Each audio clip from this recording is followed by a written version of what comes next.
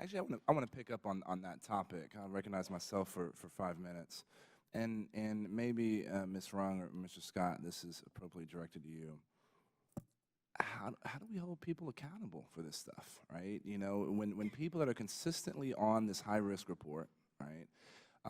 You know, when we had a conversation, a hearing on this topic earlier this year, I asked Gene Dodaro, had anybody ever been fired for a cost overrun and time overrun? And he said he couldn't remember that. And so, you know, the question is it the procurement officers? Is it the line management officers? You know, on IT projects, does FTARA give the CIO enough power and authority in order to bring to bear some real consequences if these type of projects continue to go? And Mr. Scott, I'll open that to you. Well, I think it does, and I think, but I would, let me answer the question by leading up to it a little bit. Many of these projects, the failed ones that I think are notorious, you could sort of look at in the beginning and say, what are the chances of this succeeding?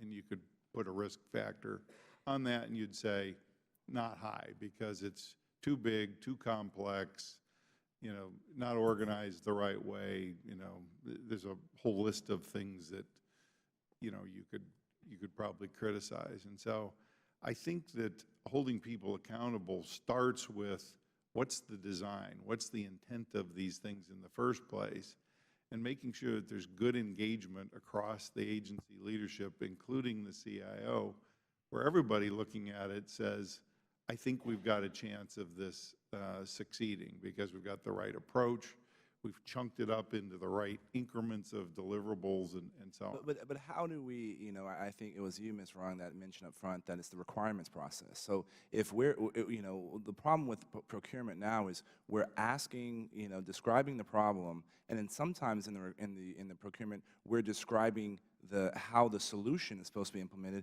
and even including specific technologies, which is eliminating a lot of folks, you know, entrepreneurs, you know, creativity, you know, by also defining, you know, the solution to the problem.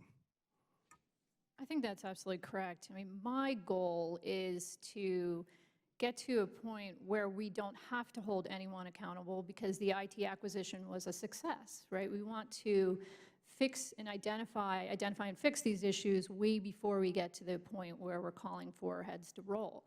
And you are indeed correct that many of these problems start at the requirements phase, and I think it's quite literally training people in how to do these acquisitions in a much more agile way and how to write these acquisition requirements and providing that kind of hands-on assistance and getting to these acquisitions early.